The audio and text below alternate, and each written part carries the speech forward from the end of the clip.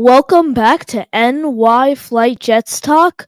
Obviously, some big news swirling around today. CJ Mosley extended the 2-year, $17 million contract. Corey Davis, coming out of retirement, just got reinstated, released by the Jets, but will the Jets bring him back on a new contract? Obviously, I'm sure you guys just saw a tweet from the great Zack Rosenblatt, who just said the Jets are looking to shop Lazard. And my guest is none other than Jets reporter for The Athletic, Mr. Zack Rosenblatt. Let's roll.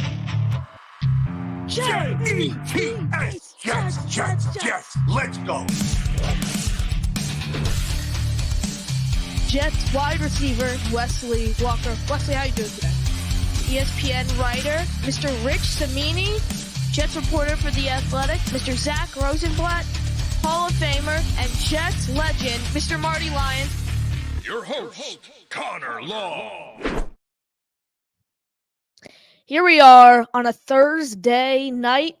Free agency, obviously legal tampering period open Monday. The news out of today is the CJ Mosley extension, really, Corey Davis news, and obviously the news coming about 5-10 minutes ago of the Jets possibly looking to shop Lazard. So let's bring the guest on the show, the great Zack frickin' Rosenblatt. Zack, how are you doing today? I'm great, Connor. How you doing, buddy? I'm doing great. I mean, second time on the show. Obviously, last time we got great timing right after you and the great Diana Rossini released your report describing the Jets' 2023 season. Obviously, you're coming back from Mobile then, so you're pretty busy. But let's go right into it. So you obviously just put out the tweet that sources are telling you that the Jets are looking to shop Lazard. With Lazard's current contract, obviously it's not ideal whatsoever. So what would you think if the Jets were to go out and trade him? What do you think a package can kind of look like for Lazard? For somebody like Lazard, it would be more that they'd probably have to give up a draft pick for somebody to take on his contract kind of thing. The kind of thing. That's kind of how it looks. Because he obviously, as like a player on the field, doesn't have a lot of value right now coming off the season he had. And the contract he has. So, if he were to get traded, and I don't know that he will or they'll get any suitors unless the team's desperate for an extra pick or they have a lot of cap space and they're just willing to get extra picks. But they are open to trading him. I know that for sure. All right, so yeah, obviously Lazard, he's getting paid $11 million a year right now, just came off a horrific one-year deal. I mean, the only thing I see that possibility for this year is he's playing with Rodgers for this year, so hopefully kind of play like he's actually worth around $5 million a year, not even just 11, which is crazy that the Jets paid him that given how he performed last year. But the news on the day, obviously, CJ Mosley signing that 2-year, $17 million extension. And there were some talks about him signing that extension. Obviously, Rich Cimini has mentioned it several times on his podcast and on other people's shows. Also, do you think that was the right move to sign the extension? My only concern with the restructuring of the money maybe was that when we have to re-sign the Brees, Sauce, Jermaine, Garrett, those guys, then when Rodgers retires, the amount of money that we're going to need to pay him. But, 2 years, $17 million for someone his caliber, I think is very reasonable. And I want to keep him, so I like the extension. What about you, Zack? Yeah, they kind of had to do it if they planned on keeping him because he was due a $21 million cap hit this year, which is kind of untenable. And they don't really have a lot of avenues to make cap space right now in terms of cutting players. So it makes a lot of sense. The main concern would be as he ages and his athleticism goes, what kind of player will he be? But I think 2 years at that rate is perfectly reasonable. I don't think it'll impact necessarily the Sauce and all those contracts because by the time this contract runs out is when they would have to deal with that. So this is a good 2-year deal for a player that's become a great Jet. He's a guy that I think fans were maybe annoyed with at first because, when he got signed with Mike McCagnon, it was a contract that was too big at the time. And then he gets hurt and then he sits out the COVID year. And so they really didn't even see him play until his third year after signing the contract. And he's been great since then. He's been a leader. He's been a stabilizing force. He's really made it clear he wants to win with the Jets and he deserves to play for a team that makes it to the playoff. If you're going to root for anybody on this team, I think he's easy to root to. He's one of the best guys in that locker room. And I know he's highly, highly respected, and it would not have gone over well if they decided to move on from him. So I think the extension makes a lot of sense. Yeah, his leadership that he brought, the leadership was most important for me. The way he's kind of helped develop Quincy, I think is incredible.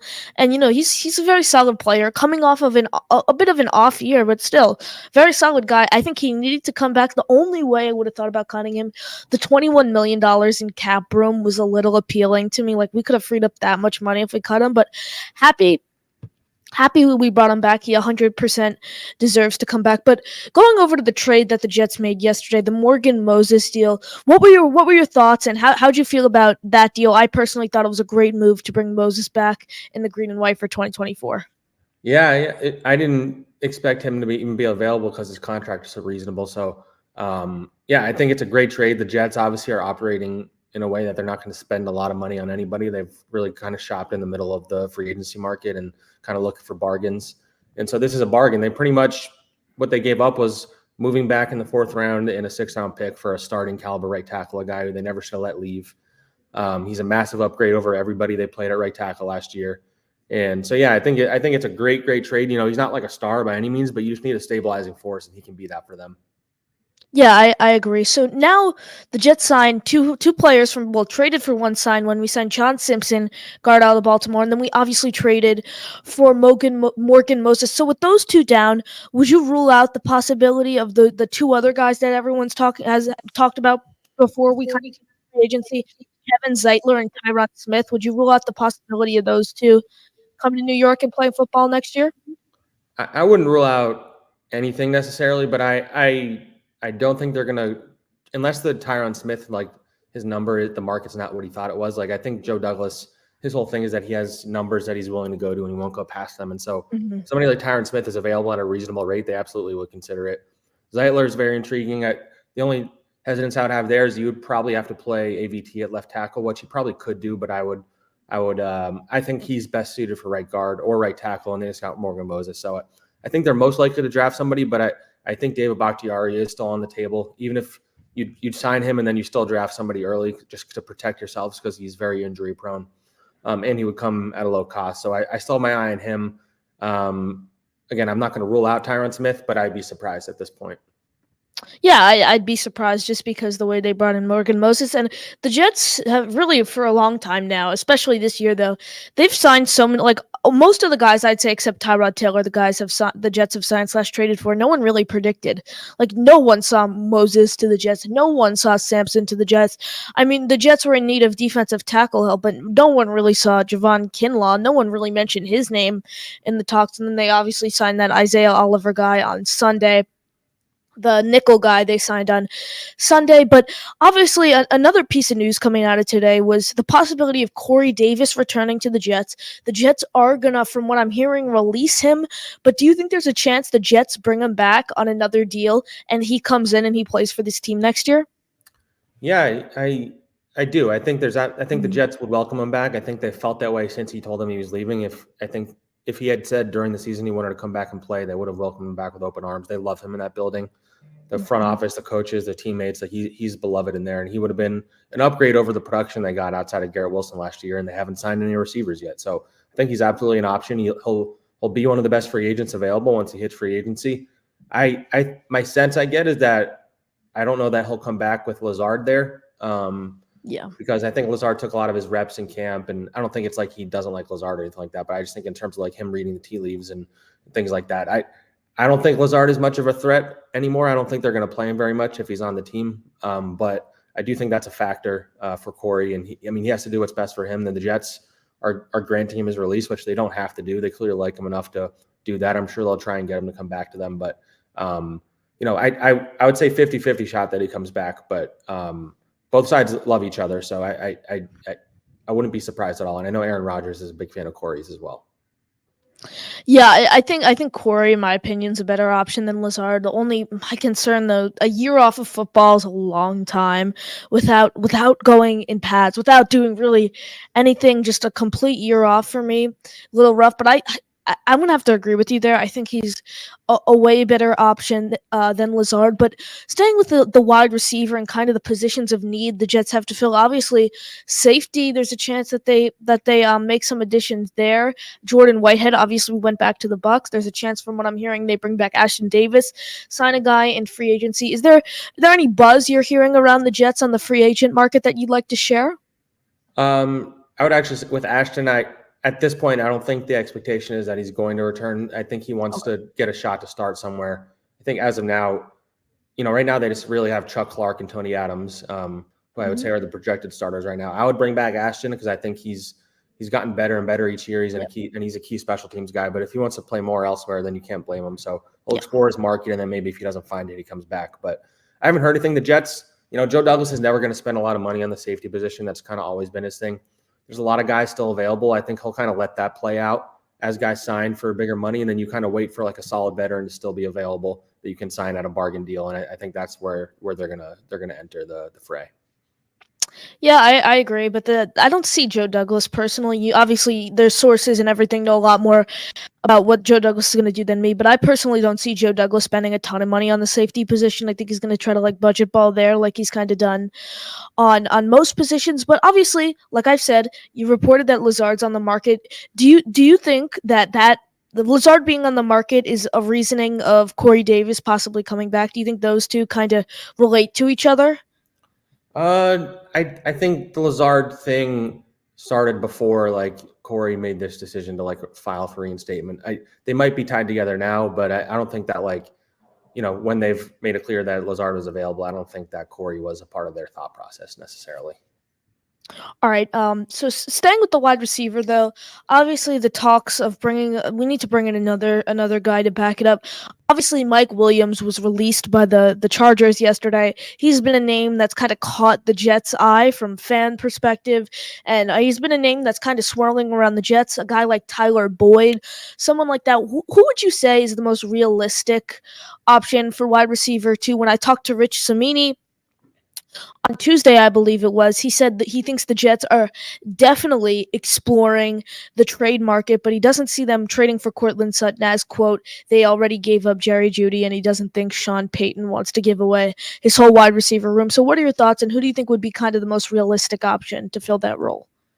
Yeah, I think that's another market that they're kind of like, they're exploring and they don't want to spend too much.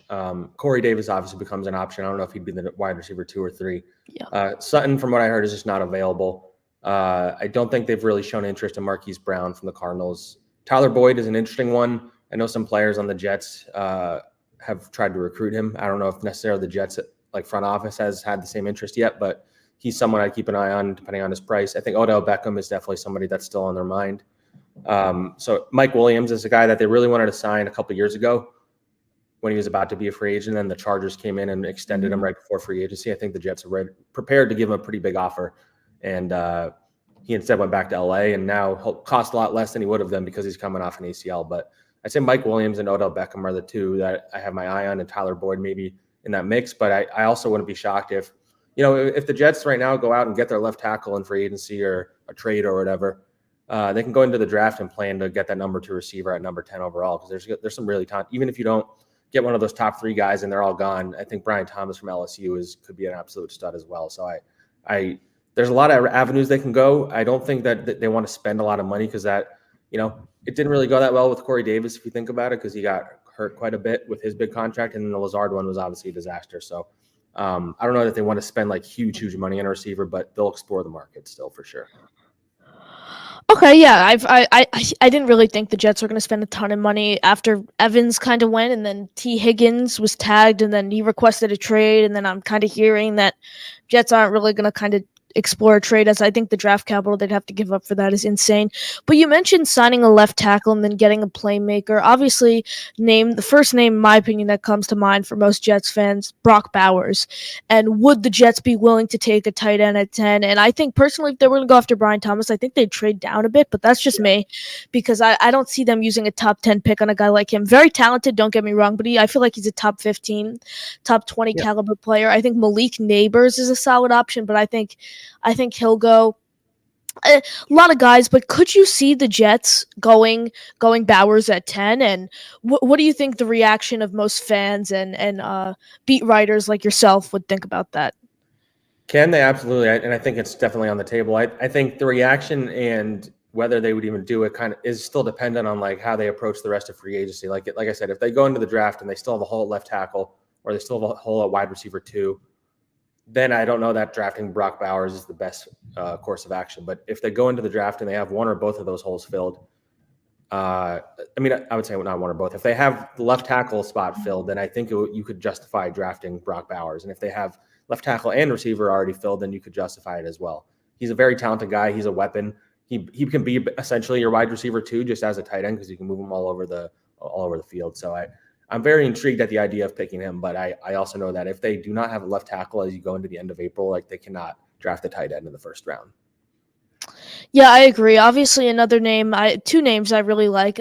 Malik Neighbors. There's a good chance that he's not there at 10. And then I really, really like Romo Dunze. But Daniel Jeremiah's mock draft has him going 3rd overall. So again, those guys. Bauer's probably the most realistic in my opinion if we were to go and stay at 10 and draft a playmaker, but we've seen a lot of interesting mock drafts. Like Daniel Jeremiah had Romo Dunze going 3rd overall in his, and Bucky Brooks had 5 of the top 7 players being offensive linemen. So a lot of different perspectives from the draft analysts. But Zach, thank you for joining us. Any final thoughts? Yeah, we're in wait and see mode. I know fans can get impatient with free agency when things don't happen right away, but this is kind of how Joe Douglas operates. I think there's still some players, if they get them, Jets fans will be very happy, even though it happened a few days into free agency. So I think their offensive line looks better depending on what they do at left tackle. I think they're going to get a decent receiver, even if they don't spend at the top of the market. But yeah, I think patience is a virtue this time of the year. I agree, and I'm one of those Jets fans who kind of go crazy when they don't. I'll own up to that. I'm one of those Jets fans who kind of goes crazy when they don't do anything off the bat. Mr. Rosenblatt, thank you for joining us again. Everyone, thank you guys for watching, and as always, JETS, Jets, Jets, Jets.